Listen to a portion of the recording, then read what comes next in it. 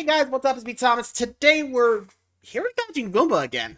I actually haven't watched this guy since the last channel. Or anyway, today we got Witch Ninja, which basically goes to the culture of ninjas and see which one's a good ninja, which one's a really awful ninja. Mostly in stereotyping, I guess. Bad is stereotyping, good is authentic, in a way. Today, this one's called How Ninja is Donkey Kong. Really? The big lug? Huh. Okay, I'm not sure who came up with this idea. This I gotta see. So let's see how Ninja is Donkey Kong. Be sure to like, subscribe for more hope and joy. Let's check it out. I got nothing else. Yeah, like I said, stereotypes there. Here we go. Let's go. Hey everyone, Gaijin Goomba here. And no, that was not clickbait. There are Really? actual ninjas in Donkey Kong.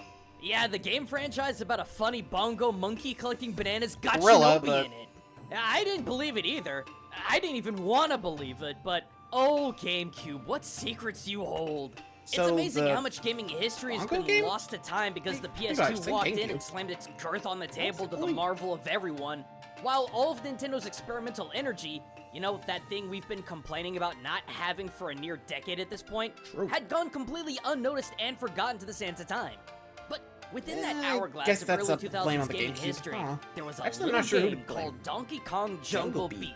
A game that, despite solid reviews, was lost under the weight of the military FPS craze and the PS2 craze of the new millennium. And it's here Yeah, that I that found does the sound most about right. impossible potential topic of Witch Ninja. Ninja freaking Kong. And this is where I start to lose it, because the unspoken golden It's got rule ninja in of Witch the name. Ninja that we have here is that if a video game, character, mechanic, or setting contains the word ninja, shinobi, or any of its derivatives, it's fair game for analysis. And Yep. I knew Wow. that the patrons were gonna want a Witch Ninja topic on the oldest ape in gaming history. So, here we are, Witch Ninja on Donkey Kong. Just hang on a minute, I gotta go see if Boss Man is ready to do this thing. Ugh, this again? Hey, Wake the heck up, Samurai, we got a shinobi ape Jeez, to rude. analyze. Also, you never fall asleep in your chair. You feeling okay? I'm good. I just don't want to tell you, man. I've had my FlexiSpot C7 ergonomic chair for the last 6 months, and it's still the most comfortable thing I've sat in behind a desk. That's the thing. No, I'm not saying that just because I'm being sponsored by them. Oh, really? You guys know by now that I don't take sponsors from things that I don't personally like or believe in. But, as I've said before, with the advent of the gamer chair being a flimsy piece of crap, I've never Yeah, been let me happier with change my my- C7 ergonomic chair. And I mean it. As someone who sits at their desk working for the majority of the day, I can't express the importance of that stability, durability, and freaking lumbar support. That one I still cannot stress enough. I know some of you use cushions, but let's be real here. All that happens is that it gets squashed to the bottom space of the chair. Meanwhile, the small of my back Yeah. has been held up by the C7's fully adjustable brace I'd have to for get a new one. 6 months at this point, and it's still going strong. Nice. Made from the same latex as the rest of the chair. It's also got a much wider seat cushion that can max out at 20 inches wide, accommodating not just folks big and tall like myself, but also if you, like myself, habitually reposition your legs either crossed or half crossed or tucked. This is especially True, the I get chair that for like you, that sometimes. because to this day, this is still the only chair I've ever owned that gives me the space to do that. And with fully adjustable head and neck rests, arm rests, and that 128-degree lean back, I still to this day have not found a more comfortable office chair. So with Black Friday coming up, if you or someone you care about could use a break for their back, hit up my link in the description and use the code 24BFC7 to take an extra $50 off. Heck, they just released a brand new chair with even more features than what I've got, so definitely give it a look. Alright man, I'll get everything edited on this and while you cover a, Monkey Gorilla. I'm sorry, a Witch Ninja on a Ninja Kong? Pretty much. Yes, Ninja Kong. But upon first glance, this chunker doesn't seem very ninja, right? I mean, exposed face, basically naked, no tools, and you ain't even blue. So what do I mean, we I have see a with bit of this blue, Kong? but Well, for starters, I can't get away from this giant fro of a hairstyle. And yeah, the this top is knot. actually a potential ninja aspect that's pretty telling, because there's only one ninja in Japanese history that has hair like that. Oh? Ishikawa Goemon, Oh. the real-life Kyoto Robin Hood that was inevitably done in during an assassination attempt of Toyotomi Hideyoshi. Man, now he would make ninja. a good Kong character, all things considered. So, But yeah. anyway, Goemon has absolutely been attributed as a ninja in both real life and throughout the various books, plays, shows, and games that feature him. Man, why haven't we done a video on Ganbare Goemon yet? Huh. He actually So has, that's but one oh boy. Shinobi aspect of I'll Ninja do it Kong, but someday. what else do we really have here? Mm. I mean, his fur is a bit ashen gray, which could kind of be hard to see at night, but really the only other distinctive features this Kong has is his near otherworldly demeanor and his sleeve tattoos. I mean, when it comes to actual gameplay, Ninja Kong is just another brawling gorilla for Donkey Kong to fight like he would any other boss in this game. And the more I thought about it, the more I started to think that Ninja Kong really wasn't ninja at all. If anything, he's more like a Yakuza Kong. I mean, Yeah, actually, that's what I was thinking too. Like, I'll be honest, with that sleeve tattoo, which, well, I mean, again, I think for most Yakuza, it's more back tattoos than shoulder, or at least the arm tattoos. At least that's what I remember. Or at least from media, so don't quote me on that, okay? I'm just going off memory here. It's been a while since I went with Gaijin Goomba, so I don't know all the details, but yeah, you can definitely see it. Though, not sure how ninjas would go into it. Then again, I think after the Sengoku Jidai, their civil war, they did turn the criminal gangs, like what happened with Goemon there. Other than that, I don't know for sure, but then again, we'll see. Moving on. the hair, the terrifying Kiryu-like facial expression, and especially the arm-length sleeve tattoos. All these things point to a more Yakuza Kong. And sure enough, when I finally decide to look up Ninja Kong's name in Japanese, it's Bushido Kong.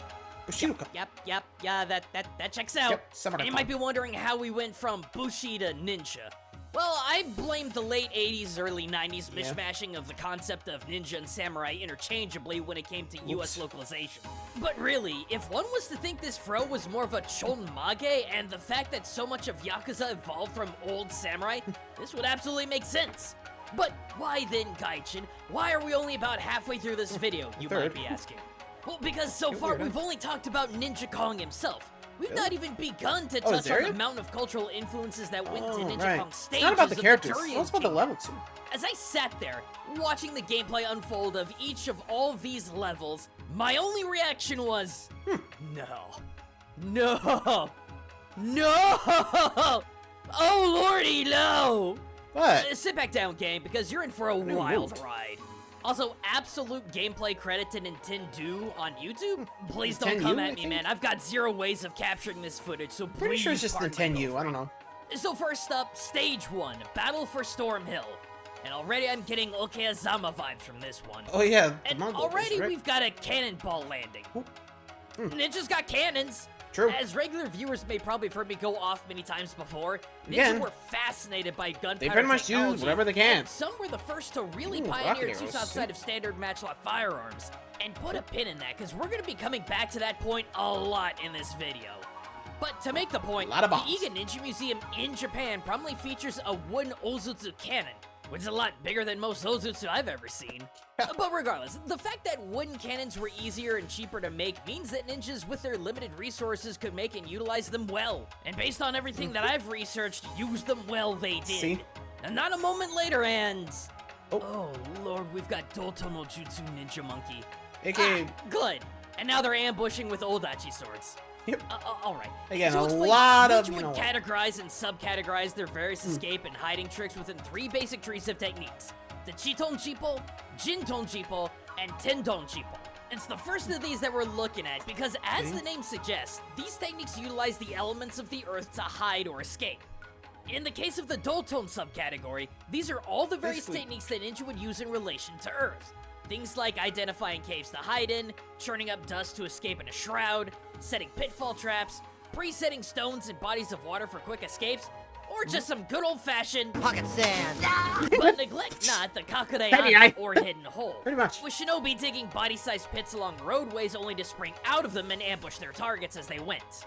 So that's my overly wordy way of saying that despite this stupid monkey popping out of the ground and attacking with an oversized sword in black, it's still more historically ninja than not. But we're not done yet with this guy because have you seen this run cycle? Naruto run, everybody. Yes, they are in fact Naruto running, or to give it its proper term, Nanban Bashiri. As explained by Jinichi Kawakami, Ninja traveled on foot a lot, and one way to save energy was to reduce unnecessary twisting and swinging. So, Shinobi developed yeah, a system seen of that. Nanban Bashiri in order to limit said movement. One method is to move the arm that's on the same side of the leg that's being lifted to move forward, rather than alternating, which not only burns energy in the arms more, but twisting of the torso also wears you out faster. But for the non-boat running that I'm sure most of you know takes the concept one step further, wherein an individual would lean forward and brace their arms to keep them from moving. Alternatively, you can keep your arms out and still to add a bit more balance to your forward lean. So again, much to my dismay, this stupid Naruto running forward-leaning monkey ninja surprisingly makes historical sense. Do you understand? Honestly, if I ever get a chance to ask like the Naruto like manga artist, I would have been like, or at least the animator, either one. I was like, where they got the idea for this? Like, I'm just curious. Like the whole hands behind your back. Like, I was always curious where they learned that, or at least figured to include that into it. Oh boy. I mean, I get it's the same principles since, you know, your arms back here, they're loose in the wind, so they're not really expending more energy. So I get it, but still, I just love to know where they came up with that idea. Anyway. Why, at the beginning of all this, all I could do with each revelation I had with this game is say, oh god, no. But we're not done yet, because now we got these little green nerdy shinobi simians. Why they're dressed in green, I do not know, because there isn't a single green thing for miles in this area. But I would be remiss if I didn't mention the fact that this monkey is tossing out Shiho-style shuriken and a hustle style of overhead throwing. Goofy to be sure, but the reference is there. And quick follow-up to the ninja cannon nonsense, we finally have the source of our cannonballs. Oh, there it is. Elephant cannons. Makes sense for a Donkey Kong game and all that, but not so much for a ninja. True. Like I said, ninja would use all manner of odd firearms, so who am I to judge? If there was a cannonball firing elephant in 1400s Japan, I'm pretty sure ninja would have been able to utilize it. As we make our way into this obvious ninja fortress, we come to our next extremely odd reference. A red ninja monkey on a snout-spewing pig flamethrower. And wow, no, ninja never historically picked up an inoshishi, stuffed its snout with napalm, and blasted like a flamethrower, despite how resourceful and kind of kick-ass that would have been. I don't see this enemy as so much a direct reference to a specific historical ninja weapon or tool, but rather an overall concept. Like I said before, when it came to everything gunpowder related, ninja were all over it. From traditional firearm use to exploding or flaming shuriken, to hand-squeeze pistols, to firecrackers, to smoke signals, smoke screens, landmines, exploding arrows, bombs. There was little outside the realm of capability or creativity when it came to ninja using fire and gunpowder. I mean, if you need a historical example, the Iga ninjas specifically were incredibly adept at this by their own words and merit. And when you consider that, and the fact that these flame-belching boars are actually Japanese inoshishi, considering the fur color and whatnot, it's actually entirely logical from a ninja historical perspective that these fire-breathing Japanese boars would be used as a functional weapon. Again, this never happened in real life, but if it were possible, I don't doubt for a minute that Shinobi would capitalize on this napalm pig. Not too much further into the level, and we come across a giant spider. And yeah, you might be thinking, this ain't cultural, this ain't historical, but again, now you know why all I could do was scream out no at each and every single solitary reference I could find in the stage. Because, true, it would not be biologically possible to breed a spider this big by Shinobi. But there's this funny little table of subcategory jutsus under Jinto Jippo called the Chuto no Jutsu, which includes any no jutsu techniques that utilize insects, reptiles, and other pests in escape or concealment. And I gotta tell ya, there's a lot of big gross bugs in Japan that could do a great deal of distraction if it was thrown in the face of someone or just let into someone's room. Basically, such as the Japanese golden orb weaver spider, which, based on the black and yellowish-brown pattern on its legs, is the exact same kind of spider that we see in Ninja Kong's first level. Yeah, you screaming at gang? Cause I was at this point. Oh, but that's just stage 1. What does stage 2, the airy fortress, have in store for us, you may ask? Let's find out. First up, we got giant wasp enemies, and already we're finding more examples of Chuto no Jutsu as ninja more insects. Lob bags of live wasps and hives into people's houses. Oh lord, and soon after, Donkey Kong dives into our government-mandated underwater section.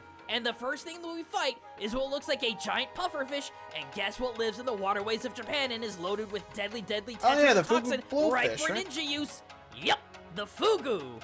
Now, next up we got giant jellyfish, and while no, I can't find any correlation between jellyfish use and ninja, I can tell you right now that the Yikes, rapid boss. influx of jellyfish is the sole reason why no one in Japan goes swimming from August onward. Next, we gotta do a quick Yeah. underwater mini boss fish, and I don't see anything that connects this to ninja in Japan, so I'm just gonna cautiously step over this one if y'all don't mind. No problem. Take a breather. Because a few moments later, we enter a large ceiling room, and no. That's a bird. No, please, no. Maybe I've got cultural analysis brain rot, but have Sounds a good about right. look at this pineapple bomb-throwing bird. You ever seen it before? Yeah, I have. Right here. Yep. It's the tail and the head crest that kind of gives away the likeness. This is the Japanese Ho-Oh, most well known for its The golden phoenix, by the statue way. on top of Kinakuchi Temple in Kyoto, and probably most well known for you from Ho-Oh. Pokemon. Mhm. Maybe Same I'm wrong. God, I want to be wrong, but all I can see with this bird is the Ho-Oh, and I think I hate it. Not ninja related, but still. Eh.